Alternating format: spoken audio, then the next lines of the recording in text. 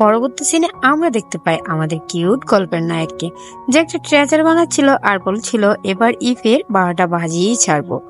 তখনই সেখানে চ্যাংলাং চলে আসে। চ্যাংলাং তো প্রচন্ড ভয় পেয়ে যায় আর বলে, বস আপনি আবার কোনো কিছু ফাটাবেন। তখন সেখানে তাকে ইশারা দেয় আমাদের কিউট তাইজিং। কিন্তু বাইজিং তাকে ধরে বলে, তুমি সত্যি করে ভালো কি করেছো। তখন সে তার কাছে মাফ চাইতে থাকে আর বলে যে ইফে আমাকে যা করেছে সবকিছু জোর করে করিয়েছে। তখনই সেখানে ওয়ান ওয়ান চলে আসে। ওয়ান ওয়ান এসে বলে যে ইফেকে শাস্তি করার জন্য আমার কাছে একটা গুড আইডিয়া আছে, চলো আমরা সেই আইডিয়া মোতাবেক কাজ করি, এতে ইফে এর হাওয়া টাইট হয়ে যাবে। পরবর্তী সিনে চ্যাংলাংকে আমরা ভূত অবস্থায় দেখতে পাই। অ্যাকচুয়ালি তাদের প্ল্যান ছিল তারা ইফেকে ভূতের ভয় দেখাবে আর এতেই সে শাস্তি হয়ে যাবে। যেই কথা সেই কাজ, তারা ভূত সেজে চলে যায় সেখানে তাকে শাস্তি করার জন্য। আর আমাদের কিউট নায়িকা উল্টা পাল্টা সাউন্ড করতে থাকে আর চেংলাং বাইরে থেকে তাকে ভয় দেখাতে থাকে আর ভিতরে থেকে ইফে বলতে থাকে, দেখো আমি এখনো বিয়েও করিনি, আমি তো এখনো পুরোপুরি ইয়াং, প্লিজ আমাকে ছেড়ে দাও, আমি আর কোনো অন্যায় করব না, কোনো অন্যায় জাতীয় কাজও করব না। এদিকে তার এক্সাইটমেন্টে এতটা ধাক্কাধাক্কিতে কাছাকাছি চলে আসে যেটা কেউ অ্যাকসেপ্টই করেনি। পরবর্তী সিনে দেখানো হয় যে প্রফেসর টাং আর ফ্যাংকে একসাথে তারা ছিল আর বলতেছিল কে তাদেরকে ভয় দেখিয়েছে। তো তারপর দেখানো হয় ফ্যাং পুরো বিষয়টা সামলে নেয় আর তাদেরকে বলে দেয়, এবার তো আমি তোমাদের বাঁচিয়ে নিলাম, কিন্তু পরবর্তীতে যদি এরকম কিছু করে হয়তো আমার পক্ষে তোমাদের বাঁচানো পসিবল হবে না। আর টাংকে দেখানো হয় সে তো অনেকটাই রেগেছিল। তো তারপর দেখানো হয় যে প্রফেসর টাং তাদেরকে একটা কাজ দেয়, এটা হলো স্কুলে যে নতুন স্টুডেন্ট ভর্তি হবে তাদের কাজ। সে বলে দিয়েছে কোনো গরিব স্টুডেন্টকে যেন ভর্তি করে না হয়। তখনই সেখানে আনসি নামের একটা ছেলে চলে আসে। সেই ছেলেটা একটা গরিব ঘরের ছিল আর ছেলেটা পড়াশোনায় অনেক বেশি ভালো ছিল, কিন্তু প্রফেসর টাং তো বলে দিয়েছে যে এখানে কোনো গরিব ছেলে ভর্তি হতে পারবে না। আনসি তার কোয়ালিফিকেশন দেখায়, কিন্তু প্রফেসর টাং বলে এই কলেজটা তোমার জন্য নয়, তুমি এখান থেকে চলে যাও। সব শুনে তো ওয়ান ওয়ানের অনেক খারাপ লাগে, সে কথা বলতেই যাবে, ফ্যাং তাকে নিষেধ করে দেয় আর তার কারণে সে কোনো কথাই বলতে পারে না। কিন্তু পরবর্তী সিনে আনসি যখন চলে যাচ্ছিল তখন সেখানে ওয়ান ওয়ান চলে আসে আর তাকে সরি বলে। তখন বলে যে তোমার সরি বলার প্রয়োজন নেই, আমি কারো কথায় আমার পড়াশোনাকে গিভ আপ করব না, আমি আমার পড়াশোনাকে চালিয়ে যাব। পরবর্তী সিনে দেখতে পাই আনসির বিষয়টা নিয়ে আমাদের কিউট নায়িকা ওয়ান ওয়ানের মন খারাপ ছিল। তারা বাহিরে বসে এসব নিয়ে গসিপ করতেছিল আর আমাদের বাইজিং তো মনের সুখে খেয়েই যাচ্ছিল। যাই হোক, সে বলতেছিল এখানে কেন মেয়েদের পড়াশোনা করা যায় না। তখনই সেখানে একটা মেয়েকে দেখতে পায় যে দেখতে পুরোপুরো আনসির মতো ছিল।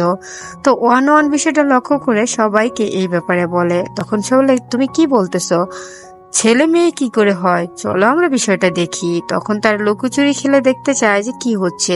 এদিকে আনসিকে দেখানো হয় সে একটা কুটিতে কাজ করতো, সেখানকার মহিলা এসে বলে যে তুমি যাও, তুমি ইফেকে সার্ভ করবে। তারা শুনে তো অবাক যে ইফে এখানে আসে একটা কুটিতে, আজকে তো ইফেকে হাতে নাতে ধরা যাবে আর আনসির বিষয়টাও দেখা যাবে। তো তারপর দেখানো হয় যে তারা পুরো বিষয়টা দেখার জন্য সেখানে যাবার কথা বলতেছিল। আর আমরা দেখতে পাই যে পরবর্তী সিনে ইফেকে আনসি তাকে সার্ভ করতে আসে, কিন্তু বেচারা ইফের মতলব তো একদমই ভালো ছিল না, বেচারা ইচ্ছা মতো টাইপের লুচ্চা ছিল। যাই হোক, আনসি যখন তাকে সার্ভ করতে যায় তখনই সে আনসির শরীরে টাচ করে। আনসি যখন বাধা দেয় তখন সে আনসির গালে চড় দেয়, যার ফলে তার কাছ থেকে একটা খাতা পড়ে যায় যেখানে কবিতা লেখা থেকে এসে বলে যে এটা তো বড়লোকদের জন্য, তুমি গরিব হয়ে কি করে এসব স্বপ্ন দেখো। আনসির তো অনেক খারাপ লাগে তার সব কথা শুনে। যাই হোক, কিন্তু সে তো কোনো অংশে কম নয়, সে তো উল্টাপাল্টা কথা বলেই যাচ্ছিল আর আনসির সাথে আজে বাজে কাজ করার চেষ্টা করতেছিল। তখনই সেখানে এসে পড়ে আমাদের কিউট নায়িকা ওয়ান ওয়ান, তার পাশা বরাবর একটা লাথি মেরে নিচে ফেলে দেয়। আর তখনই সেখানে তাইজিং আর বাইজিং বলতে থাকে, তুমি যেটা করেছো এটা একদমই ঠিক করনি। তখন সে বলে যে আমি কি এখন তোমাদের কথা মতো একজন কুঠির মেয়ের কাছে মাফ চাইবো। তখন নান্সি বলে যে বিষয়টা বাদ দাও, কিন্তু আমাদের কিউট নাইট বাইজু বলে যে মোটেও নয়, এটা বাদ দেওয়ার জিনিস নয়, আমি কেন বাদ দেবো, ওরা যা করেছে একদমই ভালো করেনি। তো তারপর দেখানো হয় সে এখান থেকে মাফ চেয়ে যায়, কিন্তু বলে এর বদলা আমি ঠিকই নেব। যাই হোক, পরবর্তী সিনে দেখানো হয় সে আনসিকে বলে, বাবা তুমি মেয়ে হয়েছিলে সেজে গেছো। আর তারা তারিফও করতে থাকে আমাদের ওয়ান ওয়ানের, সে কি করে তাকে একটা লাথি মেরে দিয়েছে। তো তারপর দেখানো হয় যে তারা এই বিষয়টা নিয়ে কথা বলতেছিল। তো তারপর দেখানো হয় যে আনসি তার অনেক বেশি প্রশংসা করে আর তাকে ইয়ং মাস্টার বলে, কিন্তু আমাদের ওয়ান ওয়ান তো কোনো ছেলেই ছিল না। পরবর্তী সিনে আনসিকে দেখতে পাই যে কিনা ওয়ান ওয়ানের কাছে চলে এসেছিল আর বলতেছিল আমার তো কুঠির জবটা চলে গেছে এই ইফের জন্য, এখন তো আমার কোনো জব নেই, তাই আমি তোমাকে সার্ভ করতে চাই কারণ তুমি আমাকে বাঁচিয়েছো। এখন আমাদের ওয়ান ওয়ান তো পড়ে গেছে মহাবিপদে, বেচারি তো একটা মেয়ে ছিল। তারপর সে তাকে উঠিয়ে দেয় আর তার কানে কানে বলতে যায় যে সে একটা মেয়ে, সে তো তাকে সার্ভ করতে পারবে না, আর যদি কখনো তার রিয়েল পরিচয় বের হয়ে যায় তাহলে তো সে বিপদে পড়বে। আর এই সমস্ত কথা যখন সে বলতেছিল তখন দূর থেকে আমাদের বাইজু দেখে ফেলে আর তাকে টান দিয়ে দূরে সরিয়ে দেয়, ভাবে তারা দুজন হয়তো উল্টাপাল্টা কিছু করতেছে। তো তারপর সে বলে যে ও এসেছিল আমাকে সার্ভ করার জন্য, জাস্ট আমি ওটাই নিষেধ করতেছিলাম যে আমাকে সার্ভ করার প্রয়োজন নেই। বেচারা তখন কিছুটা আশ্বস্ত হয় আর তারপর দেখানো হয় যে ওয়ান ওয়ান আবারও আনসির সাথে কথা বলতেছিল। তো তারপর দেখানো হয় সে বলতেছে যদি কখনো এক্সপোজ হয়ে যায় আমি একটা মেয়ে তাহলে তুমি বিপদে পড়ে যাবে, সবাই তোমাকে ফাঁসিয়ে দিবে আমার সাথে সাথে, তাই আমার মনে হয় তোমার এখান থেকে চলে যাওয়া উচিত। পরবর্তী সিনে আমরা ওয়ান ওয়ানকে দেখতে পাই যে কিনা তাইজিং এর সাথে বসে কথা বলতেছিল।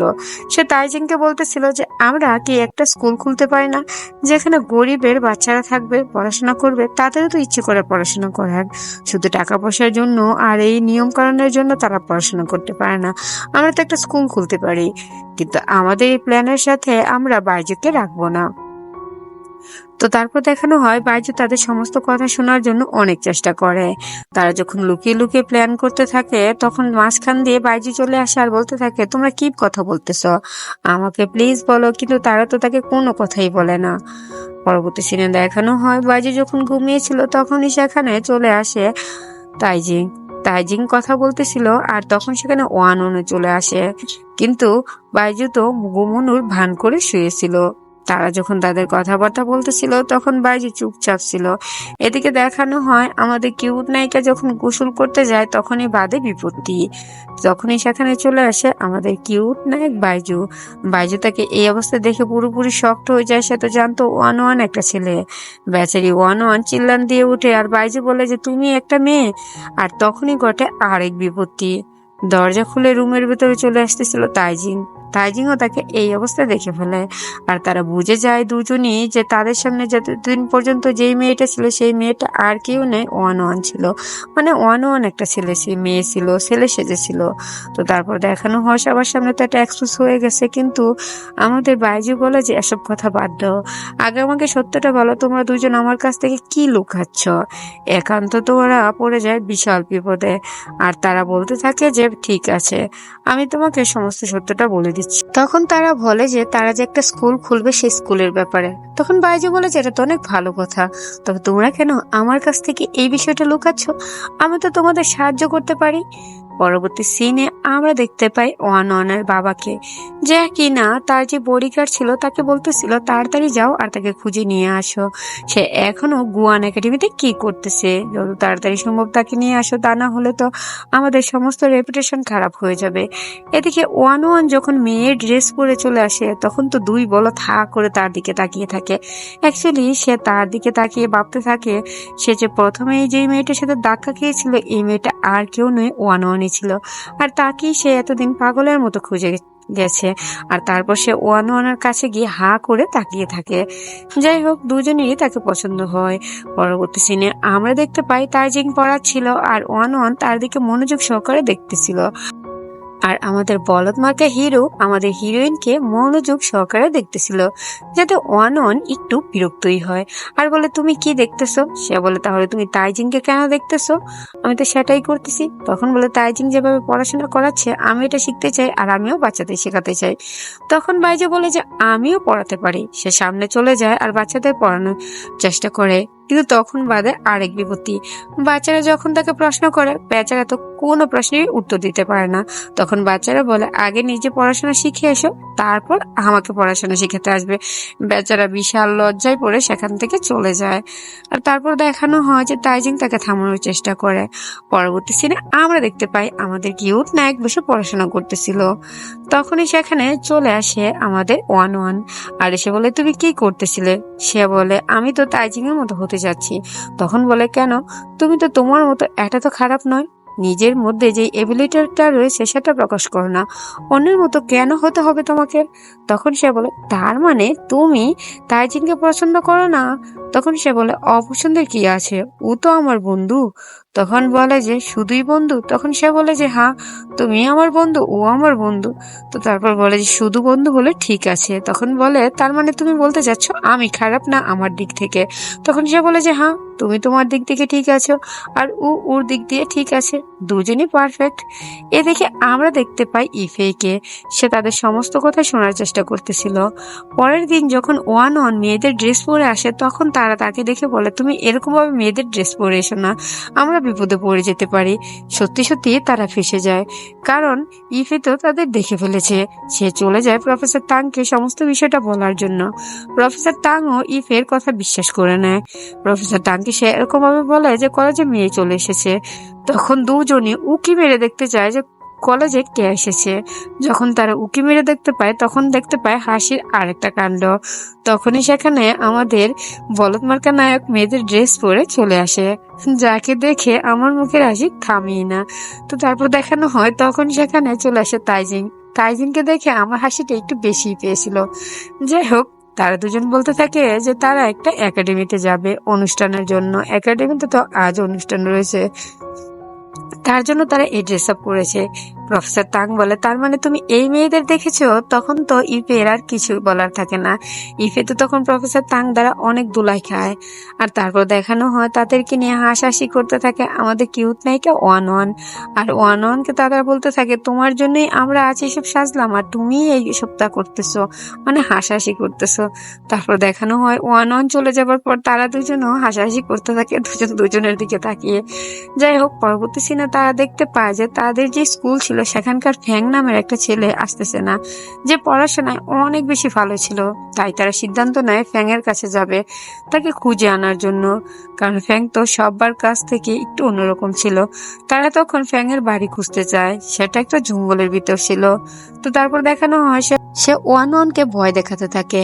বেচারি ওয়ান ওয়ান তো তার কোলেই উঠে পড়ে ভয় পেয়ে। আর যখন সে তার সাথে আরো বেশি মজা নিতে যাবে, তখন ওয়ান ওয়ান বলে যে তোমার পায়ে সাপ।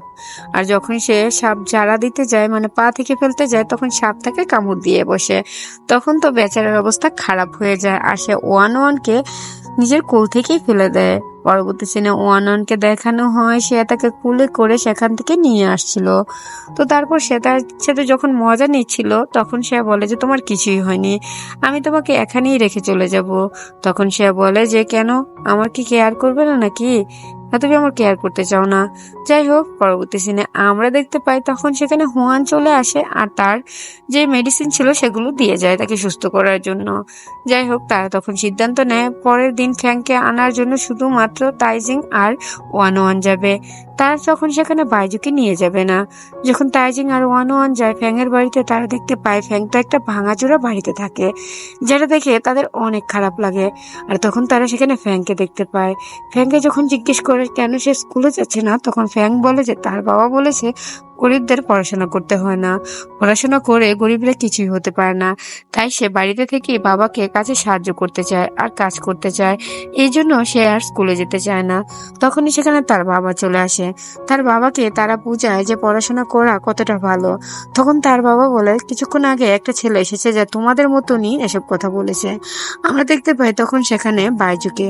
বাইজু তার কাঁধে কিছু লাকড়ি নিয়ে এসেছে, আর সে ফ্যাংয়ের বাবার সমস্ত কাজ করে দিয়েছে, শুধুমাত্র ফ্যাংকে যেন ফ্যাংয়ের বাবা স্কুলে দিতে রাজি হয়। আর তাদের এই সমস্ত কাজে ফ্যাংয়ের বাবা ইমপ্রেস হয়ে যায় আর ফ্যাংকে স্কুলে দেবার জন্য রাজি হয়ে যায়।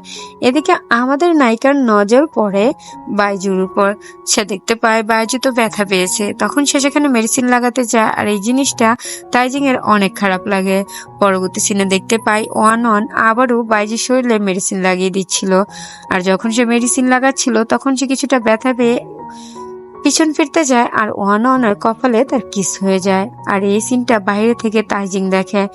বেচারা তাইজিং এর তো অনেক বেশি খারাপ লাগে, মানে যাকে সে ভালোবাসে, এত বেশি পছন্দ করে, সে অন্য কারোর কাছে বিষয়টা কারই বা ভালো লাগবে।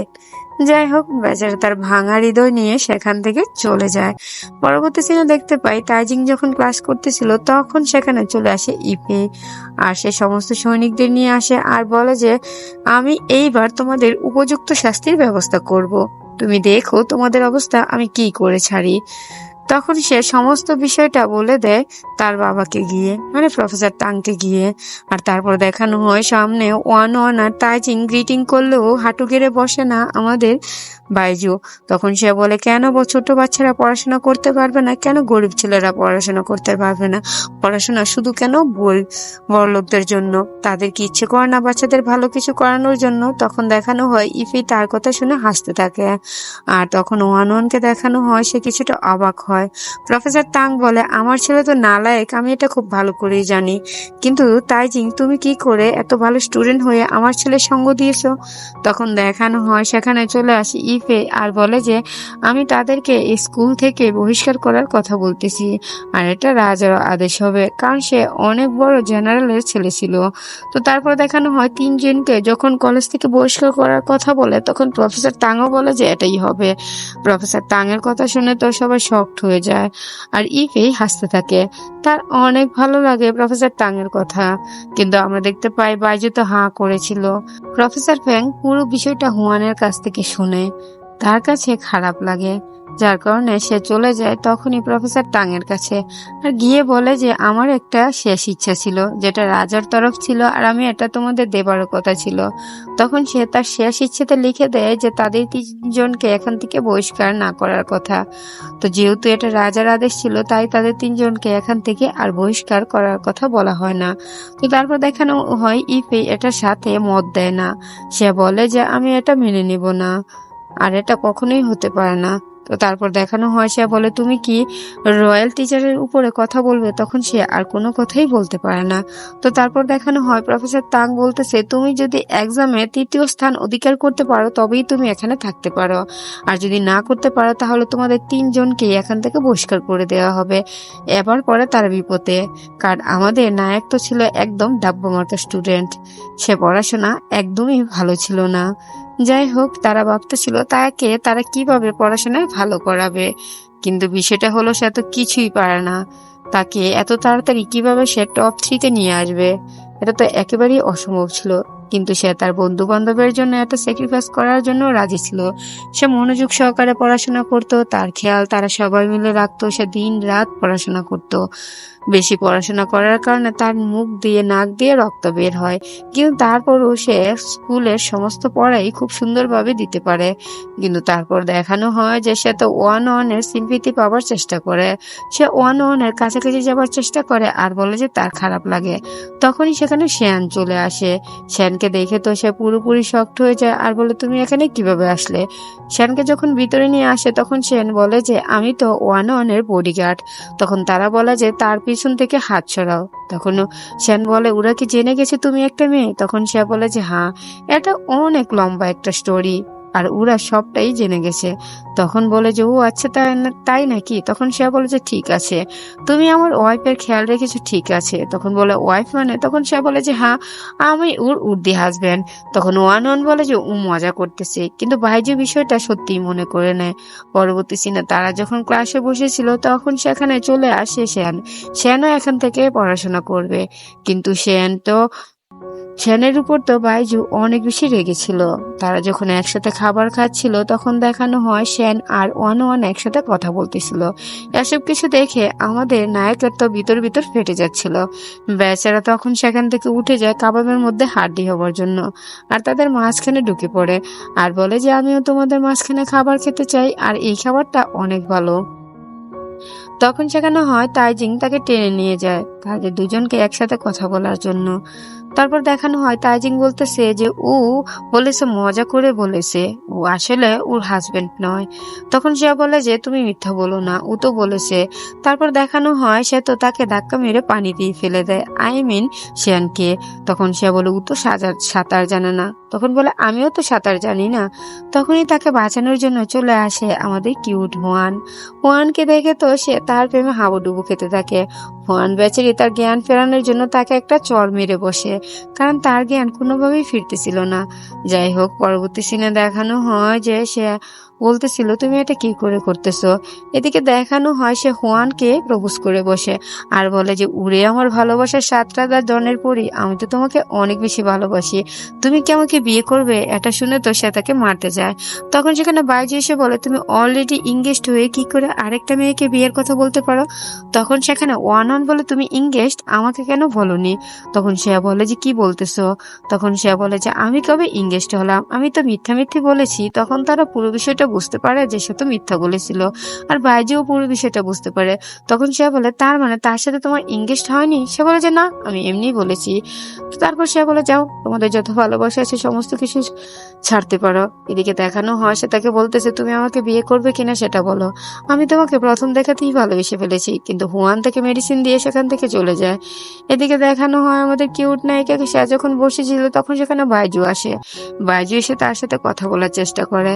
তখন সে তার কাছাকাছি চলে যায় আর বলে যে তুমি কি ভেবেছিলে। তখন সে বলে আমি তো কিছুই ভাবিনি। যাই হোক, তাদের মধ্যে এরকম কথাবার্তা চলতে থাকে। আমরা দেখতে পাই আমাদের কিউট নায়িকাও তার প্রতি ফিলিংস তৈরি হয়ে গিয়েছিল। এদিকে আমরা দেখতে পাই যে শ্যান ওয়ান ওয়ানকে বলতেছে তোমার বাবা বলেছে তোমাকে এখান থেকে নিয়ে যাবার জন্য, খুব তাড়াতাড়ি তোমাকে এখান থেকে চলে যেতে হবে। সমস্ত কথা শুনে ফেলে তাইজিং। বেচারা তখন অনেক বেশি স্যাড হয়ে যায়। পরবর্তী সিনে দেখানো হয় তারা দুজন বসে একসাথে কথা বলতেছিল। দুজনই অনেকটা হেভি ছিল। তাইজিংকে দেখানো হয় সে ওয়ান ওয়ানকে প্রপোজ করে বসে আর বলে যে আমি তোমাকে প্রথম দেখাতেই ভালোবেসে ফেলেছি। আমি জানি না আমার প্রতি তোমার মতবাদ কিরকম, তুমি আমাকে পছন্দ করো বা করো না এটা আমি জানি না, কিন্তু তোমাকে আমি অনেক বেশি ভালোবেসে ফেলেছি। তখন সমস্ত কথা শুনে ওয়ান ওয়ান বেচারি হেসে ফেলে আর বলে যে আমি তোমাকে ভালোবাসি না। তখন সে বলে তার মানে কি তুমি ভাইজিকে পছন্দ করো। তখন সে বলে যে না, আমি ভাইজিকেও পছন্দ করি না, তোমরা দুজন তো আমার কাছে একরকমই। বেচারি বুঝতে পারতেছে না সে ভাইজিকে পছন্দ করে। এদিকে তখনই সেখানে বাইজু চলে আসে তার সাথে কথা বলার জন্য, কিন্তু বাইজু আর শ্যান দুজনে হাসতে থাকে। বেচারা তাইজিং এর তখন অনেক খারাপ লাগে, কারণ এখনই বেচারা ছেঁকা খাইলো ওয়ান ওয়ানের উপর থেকে, আবার তার প্রেমিকা এসে তাকে উল্টাপাল্টা কথা বলতেছে। যাই হোক, পরবর্তী সিনে আমরা দেখতে পাই যে তাইজিং তো তাদের কাছ থেকে যে ডেস্ক ছিল, রুম ছিল, সবকিছু আলাদা করে ফেলে। পুরো বিষয়টা বাইজু বুঝতে পারে না যে তাইজিং এরকম কেন করতেছে। ওয়ান ওয়ান পুরো বিষয়টা বুঝতে পারলেও সে চুপ করে থাকে। যাই হোক, বেচারা তো আরো বেশি নাজেহাল হয়ে গিয়েছিল। পরবর্তী সিনে দেখানো হয় শ্যান আর বাইজুর অনেক ভালো বন্ধুত্ব হয়ে গেছে, কিন্তু তাদের সাথে আজ আর তাইজিং বসে না। সে ওয়ানওয়ানের দিকে অপলক দৃষ্টিতে তাকিয়ে থাকে আর মনে মনে অনেক স্যাড হতে থাকে। এদিকে আমরা দেখতে পাই শ্যানের হাল তো আরো খারাপ হয়ে গিয়েছিল। এখানে সেখানে ব্যথা পেয়ে বারবার চলে আসছিল হুয়ানের কাছে চিকিৎসা করানোর জন্য আর তাকে তার প্রেম নিবেদন করার জন্য।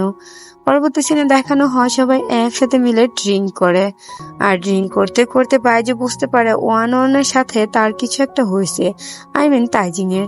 তাই তারা ড্রিঙ্ক করে এক এক করে রুম থেকে বের হয়ে যায় যেন ওয়ান ওয়ান আর তাইজিং একসাথে কথা বলতে পারে।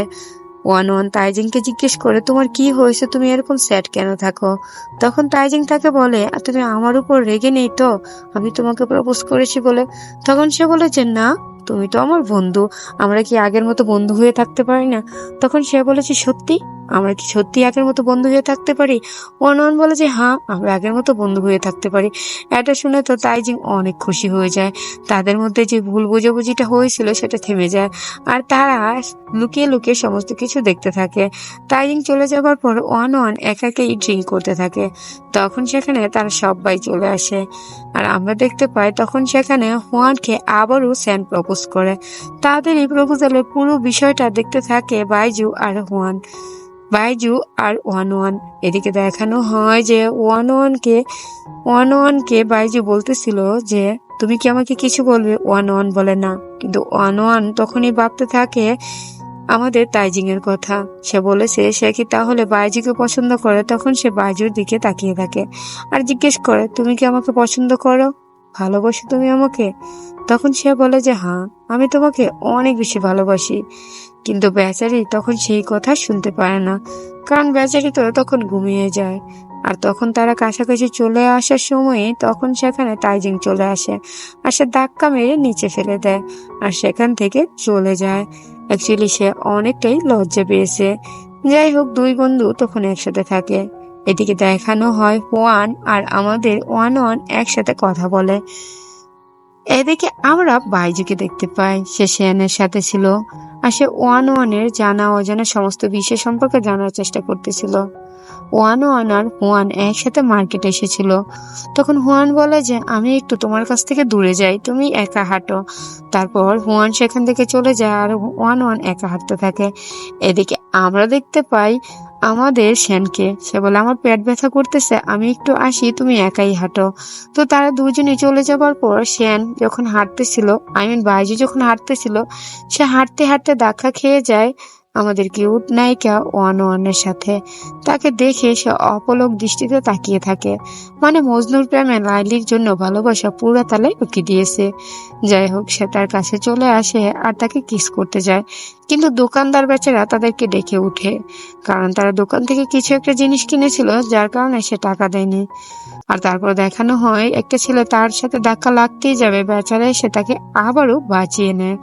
আর তারপর দেখানো হয় তারা দুজন আবারও কাছাকাছি চলে আসে, কিন্তু আমাদের বলদ মার্কা নায়ক এবারও ফেঁসে দেয়।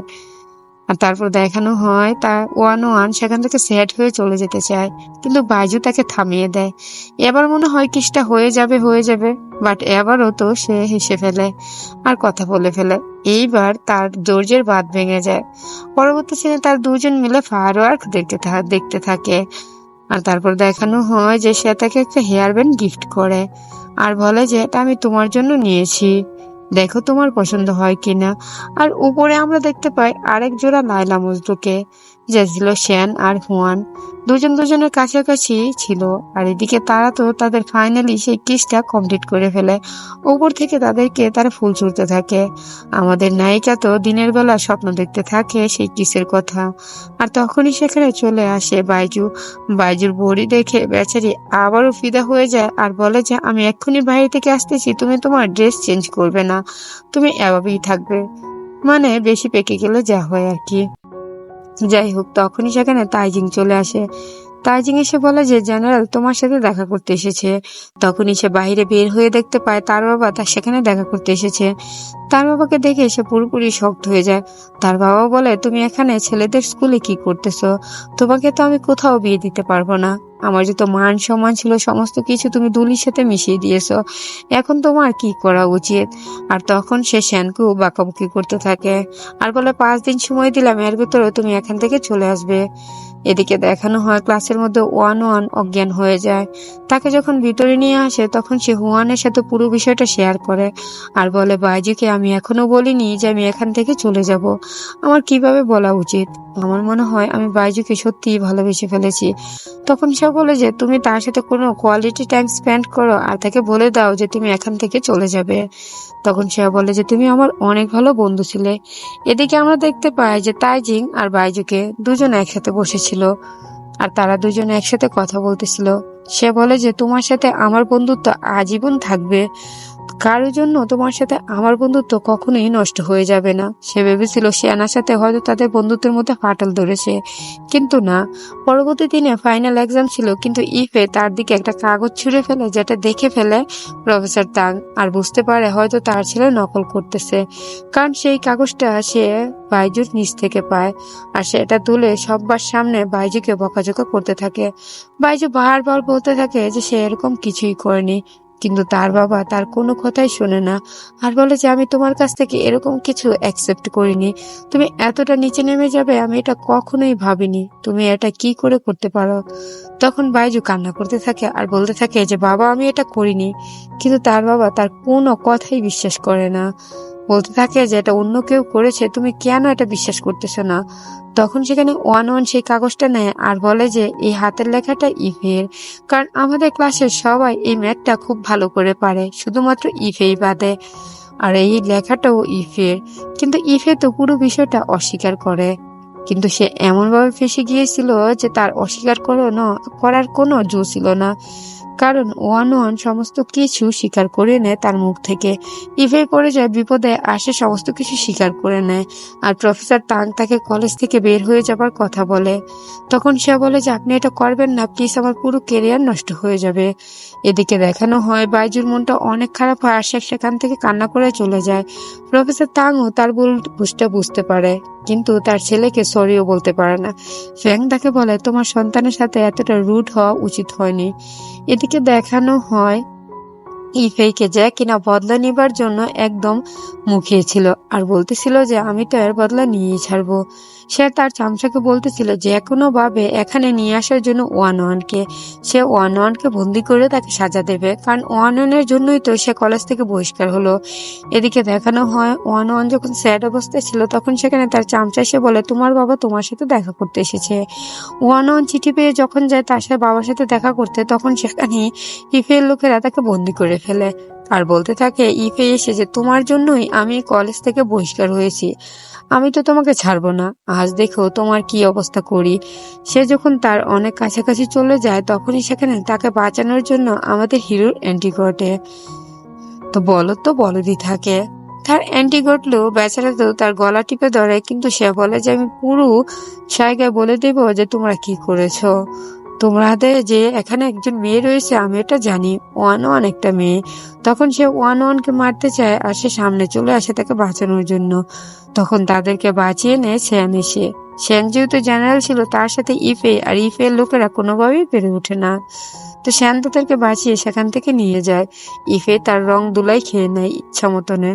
যাই হোক, পরবর্তী সিনে আমরা দেখতে পাই বাইজুর ন্যাকামি শুরু হয়ে যায় তার নতুন নাটক। সে তার হাতে ব্যথা পেয়েছে যার কারণে সে ওয়ান ওয়ানের সিম্পিতি পাওয়ার চেষ্টা করে। ওয়ান ওয়ান বলে তুমি হাতে ব্যথা পেয়েছো কিন্তু তুমি পা দিয়ে কি হাঁটতে পারো না, সে তাকে ছেড়ে চলে যায়। তো তারপর দেখানো হয় তুমি কি আমাকে পছন্দ করো না এসব বলে। ওয়ান ওয়ান বেচারি তখন বাধ্য হয়ে তাকে আবারও কাঁধে নিয়ে হাঁটতে থাকে। আর আমাদের কিউট নায়িকা সব এনজয় করতে থাকে। সে ওয়ান ওয়ানের হাতে খাবার খায় কারণ সে নাকি নিজের হাতে খেতে পারে না।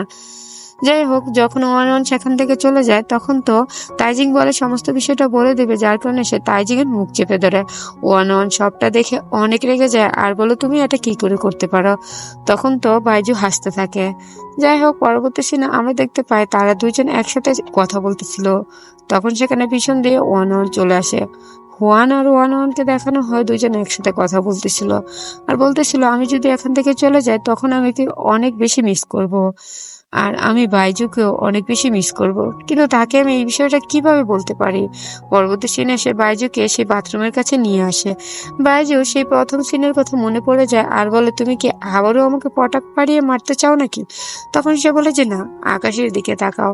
আকাশে হাজারো ল্যান্টেন ছিল। তখন সে বলে যে আজ ল্যান্টেন ফেস্টিভ্যাল, ল্যান্টেনে উইশ লিখলে সেটা পূরণ হয়।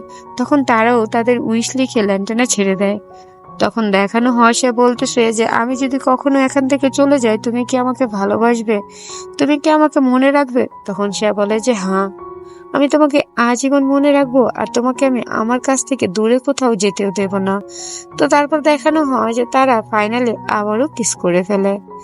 যাই হোক, পরবর্তী দিন রেজাল্ট বের হয় আর আমাদের নায়ক তো টপ 3-তে চলে আসে, যা দেখে সবাই অনেক খুশি হয়ে যায় যে ফাইনালি বলদ মার্কা স্টুডেন্টরাও টপ 3-তে চলে আসলো, এবার আর কলেজ থেকে কাউকে বহিষ্কার করা হবে না। তখন সেখানে তার বাবা চলে আসে। তার বাবা তার এই সন্তানের সফলতায় অনেক খুশি হয়ে যায় আর তাকেও সে কংগ্রাচুলেশন বলে। পরবর্তী সিনে আমরা দেখতে পাই সেখানে ওয়ান ওয়ানের বাবা চলে আসে। ওয়ান ওয়ান বলে যে বাবা আমি ঠিক আছি, কিন্তু তার বাবা বলে যে এসব কি হয়ে গেছে। সে তাকে বলে আমার মেয়ে তোমার কলেজে ছিল। তখন সে বলে যে ও তোমার মেয়ে ছেলে নয়। তখনই সেখানে ইফের বাবা চলে আসে। ইফের বাবা যেহেতু বড় জেনারেল ছিল সে বলে যে ওরা অন্যায় করেছে, যার কারণে তাদেরকে সাজা পেতে হবে। এই কলেজে কোনো মেয়ে পড়তে পারবে না, কিন্তু তোমার মেয়ে এখানে পড়তেছে। সে সবাইকে বন্দি করে জেলখানায় নিয়ে যায়। তখন ইফিকে দেখানো হয় সে সেখানে চলে আসে আর বলে যে এবার তো এই ওয়ান ওয়ানের ফাঁসি হবে। তখন সেখানে বাইজু তার গলা টিপে ধরে কিন্তু কিছুই করতে পারে না।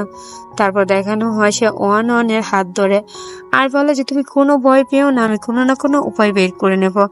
রাজাকে দেখানো হয় সে ফাঁসির রায় শোনাতেই যাবে। তখন সেখানে তার সার্ভেন্ট এসে বলে রানীমা তাকে ডেকে পাঠিয়েছে। রানীমাকে দেখতে পায় সে বসেছিল।